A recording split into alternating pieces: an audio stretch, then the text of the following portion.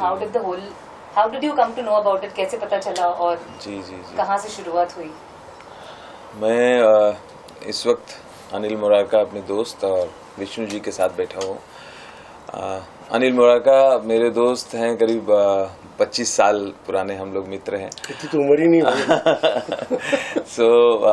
ये एक काम में मेरे प्रेरणा स्रोत हैं। ये जिस तरह से लोगों की मदद करते हैं, चाहे कोरोना काल की बात हो या गरीब बच्चों को पढ़ाने की बात हो या अनाथ बच्चों की मदद करने की बात हो, तो कहीं ना कहीं प्रेरणा मिलती कि हम सबको थोड़ा थोड़ा सर्व करना चाहिए अपनी अपनी कैपेसिटी के हिसाब से। अनिल को मैं धन्यवाद दूंगा कि इन्होंने मुझे एक न्यूज़ दिखाई और उस न्यूज़ में विष्णु जी के बारे में मुझे पता चला कि इन्होंने 20 साल की सज़ा काटी एक जेल में, और जबकि निर्दोष नहीं थे। 20 साल एक एक दिन इन्होंने भुगता वहाँ बेकसूर होते हुए, और 20 साल बाद प्रशासन ने और जज ने इनसे सॉरी कहा और कहा कि आपके खिलाफ कोई सबूत नहीं है, आपको रिहा किया जाता है। तो ये जब न्यूज़ अनिल ने दिखाया तो मैं सोचने लगा कि ये यार हम में से किसी के साथ हो सकता है, अगर होता तो फिर क्या होता। तो आदमी तो पागल ही हो जाता है या ख़त्म ही हो जाता। भाई ये तो असली ज़िंदगी है, ये मूवी नहीं है।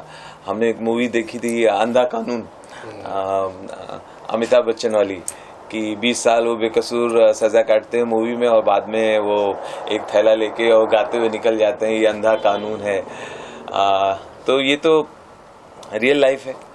तो हमें ऐसा लगा कि सरकार तक तो हम बात पहुंचाएंगे ही, लेकिन सरकार की अपनी एक प्रक्रिया है। वहाँ पर्टिकुलर एक आदमी को देने के बजाय उन्होंने पूरे नियम बनाने होंगे, फिर वो शायद देखेंगे इनकी तरह और ऐसे कितने केसेस हैं, तो थोड़ी सी लंबी प्रक्रिया है।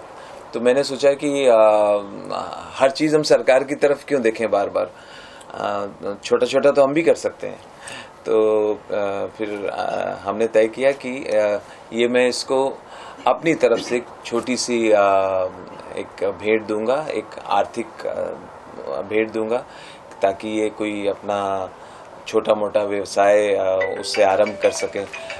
जैसे कि इनको, आपको खाना बनाने का बहुत शौक है ना, खाना बनाने की आपको प्रैक्टिस है?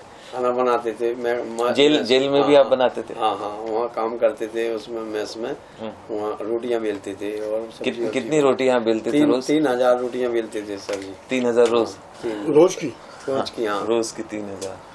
तो वहाँ इस तरीके से इतने गुल्ले आते थे, और मतलब वो आटे के गुल्ले जो होते थे वो बेलन से बेले जाते थे। और भी बेलकार होते थे कुछ लोग जो हमारे साथ बेलते थे। अच्छा। तो 3000 बेलने पड़ते थे कि 1500 इस टाइम, 1500 शाम के टाइम। अच्छा। हाँ बस। नहीं, जेल जाने से पहले भी कुछ खाने बनाने के काम में थे या कुछ? हाँ सर जी, बिल्कुल। कुछ माँ का हाथ बंटवा लेते थे। माँ अकेली थी, हम 5 भाई थे, तो और सब। नहीं, हमने उसमें न्यूज़ में देखा कि आप चाहते हो कि आप छोटा मोटा ढाबा खोल पाओ। हाँ सर जी, बिल्कुल। अपना कुछ मतलब जीवन बिताने के लिए अपना कुछ मतलब ऐसा काम तो करना ही पड़ेगा। अब वो जमीन तो जायदाद रही नहीं, मकान भी नहीं रहा, सब ध्वस्त हो गया। तो बस आप लोगों का योगदान और सहयोग, आप जैसे महान आत्माओं को जो हर पल गरीबों की सेवा में आप हर पल खड़े रहते हैं, और हमें भी आपने सहयोग देने के लिए आपने यहाँ बुलाया, तो बहुत बहुत धन्यवाद हम तो आपको कहना चाहेंगे कि आप। नहीं, आप अच्छे आदमी हैं, और हमें बहुत दुख है कि हम आपके ये 20 साल के कष्ट को दोबारा तो नहीं चाहते कि वो तो कोई लौटा नहीं सकता जो आपने भुगता है 20 साल। लेकिन ऐसा कुछ हम लोग कर सकते हैं छोटा मोटा, कि हो सकता है आप ढाबा खोल पाएँ। ललितपुर में है ना? हाँ। उत्तर प्रदेश। तो अनिल, मैंने एक छोटा सा इनको एक आध मतलब आपको देना चाहिए। अच्छा। और अनिल जी, अनिल का मैं thanks. It's a noble initiative indeed. See, it's not about Anil. I am really grateful to Bhai who has taken time out to take it forward. Raju भैया ने कुछ बताया मेरे बारे में, मुझे पता नहीं मैं इस योग्य हूँ ना हूँ, कोशिश करते हैं हम कि हम कुछ न कुछ समाज के लिए करते रहें। द आइडिया विष्णु जी के साथ जो आज बीता है, भगवान नहीं करे वो किसी और के साथ ऐसा बीते। ये सिस्टम जो हमारा है उसको कहीं न कहीं कोई सुधारने की ज़रूरत है भाई। इसको तो आप एक्नॉलेज करोगे पक्का। बिल्कुल, क्योंकि ऐसे विष्णु जी हाँ, ये तो हमारी कितने नजर में आ केस गए। ऐसे होंगे जो आज भी वहाँ दफन है और शायद वो कभी बाहर भी नहीं निकलेंगे। तो the system has to really gear up और इंश्योर कि भाई कोई हिसाब से भी ऐसा कोई वाकया आगे ना देखने को मिले। That is only appeal to the government of India कि भाई वो आगे बढ़ें, क्योंकि भाई हम और आप इसमें कुछ नहीं कर पाएंगे। आर्थिक मदद आप कर लोगे जी, लेकिन सिस्टम जब तक नहीं सुधारेगा कोई और विष्णु फंसेगा। तो वो सुधारना जरूरी है। इट्स अपील, एक गुजारिश सरकार को कि ऐसा इनको देखना जरूरी है कि दूसरे और कोई विष्णु खड़े नहीं है। विष्णु जी, आपकी थोड़ी जो आपके साथ जो घटनाएं घटी है उस बारे में कुछ बताइए, ताकि वो सुनने के बाद कुछ और लोग जो आपकी मदद कर सके। आपका जीवन काफी कुछ नष्ट हुआ है, बर्बाद हुआ है, वो तो भरपाई अभी हो नहीं पाएगी, लेकिन ये वीडियो देखेंगे जिन तक जाएगा, शायद आपको सहयोग कुछ कर सके। कुछ उस बारे में बताइए जी। बस क्या हुआ था? हमारे यहाँ खेती का काम होता था और गाय भैंसें भी थी, तो बस उसका भी, उसकी जमीन भी हमारी जमीन से लगी हुई है, वही नहर के करीब में। तो गायों का झगड़ा था भाई साहब, और कुछ बड़ी बात नहीं थी। और बस उस टाइम उन लोगों ने पता नहीं किसके कहने से या किसने उसको जो भी सिस्टम बना हो, उनके कैसे वो हुआ है, उनने इस पैसा के खातिर बस ये केस को मतलब लगवा दिया और उन्हें पैसा मिला। STX में उन्हें अच्छा रुपया मिला और 376 में जो रुपया मिला वो उनकी बस भगवान मालिक है, उनका क्या बस हुआ। बस हम तो खैर बहुत बेगुनाह थे और तो भगवान ने, ईश्वर ने हमारी सुनी और सब आप लोगों की दुआ और आशीर्वाद से हम आपके समक्ष बैठे हुए हैं। तो बस बेगुनाही का ये हुआ कि हम बेगुनाह थे और सो परमात्मा ने, ईश्वर ने, गणेश भगवान ने हमारी सुन ली और उस समाज को, और आप दुनिया के आपके समक्ष हम बैठे हैं, साक्ष्य दिख रहा है। नहीं तो शायद है कि वहीं दफन हो जाता, वहीं खत्म हो जाता। जो हम झूठे थे, शायद हिम्मत बांधे रहे। बस ये रहा कि कभी तो एक समय ऐसा आएगा कि हम बाहर जाएंगे और उस समाज को और दुनिया को दिखा पाएंगे, अपने भारत को, जो आज सबके समक्ष आप लोग ले रहे हैं तस्वीरें और जो जिंदा बैठे हुए हैं। अनिल जी, एक दिन नहीं बर्बाद हुआ है, 20 साल खराब हुए हैं। ये सुनते ही तो हमारे जो है पूरे सिहरन भर आती है। इसमें आप किसे दोषी देख रहे हैं? सिस्टम को देख रहे हैं या सिस्टम में कुछ बदलाव होना चाहिए? किस प्रकार इस प्रक्रिया को आप देख रहे हैं? भाई मेरे, हम आज जिंदगी के उस दौर में चल रहे हैं जहां हम एक एक दिन का हिसाब रखते हैं और 20 साल एक अपने आप में एक, मतलब मैं नमन करता हूं उस आदमी को कि आज ये बैठे यहाँ पे मौजूद हैं और एक मिसाल बन के समाज तक पहुंच सकते हैं। ये इट इज अनबिलीवेबल। एक एक दिन भारी पड़ता है अपने जीवन में और 20 साल निकालना, वो तो भी उस संघर्ष के साथ। देखो भाई, जेल की जिंदगी सोच के भी रोंगटे खड़े होते हैं। मैं नहीं बोलता, मैं किसी को दोष नहीं दूंगा इसका, कहीं ना कहीं सिस्टम की कुछ गड़बड़ी है। We need to correct that.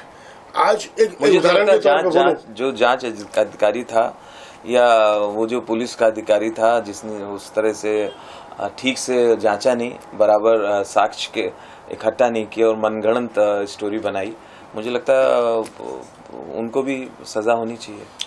भाई उनको सजा, इनके 20 साल तो वापस नहीं आएंगे भाई। That is the basic thought ना भाई। क्योंकि आज सिस्टम क्या है, sorry I am taking a minute. आज किसी ने एक गुनाह किया, वही आदमी अपना गुनाह छुपाने के लिए आज सिस्टम के हिसाब से अगर BMC हॉस्पिटल में जाता है और एक लॉन्च करता है कि भाई मुझे किसी ने असॉल्ट किया, उसका एक सर्टिफिकेट ले लेता है वो BMC हॉस्पिटल से। उस सर्टिफिकेट के बेस पे गुनहगार जाके पुलिस स्टेशन जाता है कि भाई मेरे को किसी ने, इसने फलाने ने असॉल्ट किया है, ये मेरे पास सर्टिफिकेट है, BMC के अस्पताल से मैं लेके आया हूँ कि मुझे इतनी लगी है। पुलिस उस पर FIR दर्ज करती है। तो ये जो थोड़ा सा लेकुना है, बिना उस चीज को समझे FIR दर्ज करना, somewhere it has to be corrected. Raju ji, आप जब भी आते हैं एक हंसी का माहौल बन जाता है, पूरी दुनिया में इस तरह का है, लेकिन आज यहाँ इस तरह का माहौल नहीं है। आप अनिल जी और आप किस तरह से इनका जो जीवन बर्बाद हो चुका है, इनका हौसला किस प्रकार आप बढ़ाएंगे या और लोगों को जोड़ेंगे, या फिर इन पे जो हुआ है, जो लोग गलत किए हैं, क्या उस पे आप कुछ कानूनी कार्रवाई करने की कोशिश करेंगे? ऐसे कुछ है चीज है तो आप कुछ खुलासा कीजिए।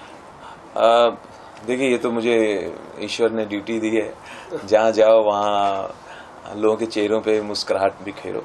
क्योंकि मैं एक ही ध्येय को लेके चल रहा हूँ, जिसकी मस्ती जिंदा है समझो उसकी हस्ती जिंदा है, नहीं तो आदमी जबरदस्ती जिंदा है।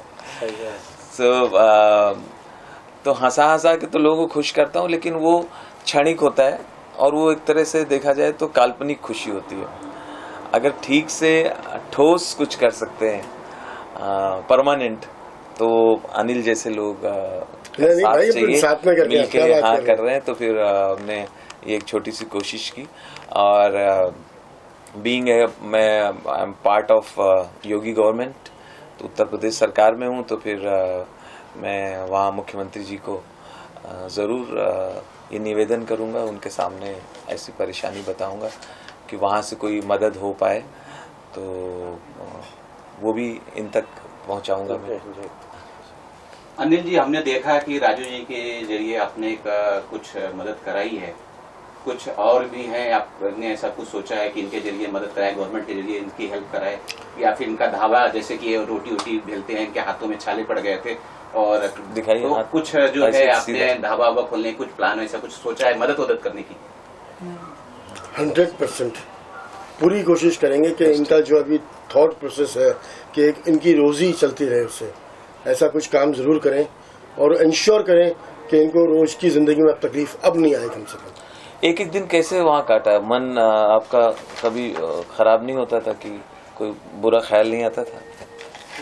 सर जी बहुत दिन कोशिश करा, माइक में रिहाई बोलती थी, और हम आने जाने वालों का भी मतलब उसमें ही होता था लेखा जोखा, तो कि मुलाजा आ गया, जैसे कहीं और जिलों से मंडल बहुत बड़ा है आगरा का, तो जो पश्चिमी पूरा उत्तर प्रदेश मतलब सब लगता है इधर, तो कई जिले लगते हैं, तो आना जाना बना रहता था। तो हम जी सोचते थे कभी हमारी भी मुलाकात होगी या कभी हमारी भी रिहाई होगी, रिहाई बोलती थी तो काफ़ी समय तक हमने बस ऐसे ही सुनते रहते थे, काम भी करते थे और सुनते रहते थे। बहुत समय बीत गया तो हमने सोचा आपको क्या काम मिला था? मैस में काम मिला था, रोटी बेलते थे, रोटी बेलते थे, अपनी बना लेते थे, अपनी खाने को भी लाते थे, वहीं से अपनी दाल पका लाते थे चूल्हे पे। तो इसका कुछ मेहनताना मिलता था? हाँ सर जी, पहले मेहनताना 10 रुपये में मिलते थे, तो 10 रुपये रोज दिन के। हाँ, तो सर वो 15% तो उनको भी कटता था, जो मतलब बताते हैं कि जो एंटी पार्टी होती है उसको जाता है, तो हमें उस सिस्टम का हमें कोई पता नहीं, हम नहीं जानते। तो आपके कितना पैसा इकट्ठा हो गया 20 साल में? कुछ नहीं हुआ सर, हमें तो कुछ पता ही नहीं चला। बस वो कूपन जो थे अंदर के कूपन छापते थे, उनमें मोहर लगती थी, और वहीं वितरण मतलब कैंटीन के थ्रू मतलब वहीं सामान लाते थे। महंगाई वहाँ इतनी थी सर जी के बहुत, जैसे 10 रुपया 5 रुपया किलो आलू हैं, अगर बाहर 10 के तो 50 के, तो समझो वहाँ पक्के हैं, वहाँ 50 के। मिर्च भी अभी कोरोना काल में तो ऐसा है, इस मार्च से ही मतलब मुलाकात तो होना बंद थी, मुख्यालय से ही बंद है सब। तो महंगाई हो शायद ना, हमें पता नहीं कि बाहर हो 100 रुपया किलो तो मिर्च भी खरीदी अंदर जेल में, और आलू भी मतलब 45-50 यूँ ही रहा, अदरक भी, और लहसुन तो 300-400 का किलो। तो वहाँ अपना गुजारे के इलाजे वो जो मिलते थे सर जी, वो वहीं के वहीं अपना सामान खरीद लेते थे, तो तेल मसाला और अपना लहसुन और मिर्च तो अपनी दाल फाल बना लेते थे, जो बस दाल के उसी से अपना रोटी खा लेते थे। विष्णु जी, जब किसी के ऊपर इस तरह के गंभीर आरोप लगते हैं, उसका मनोबल टूट जाता है, सामाजिक लोग से रूठ जाते हैं, उनसे कट ऑफ कर लेते हैं, ऐसे में आदमी का विचार आता है कि शायद वो आत्महत्या कर ले या ये कर ले, ऐसा कुछ विचार आया? अगर आया तो आपको किसकी प्रेरणा से ये आत्महत्या नहीं की है, ये सब बताइए।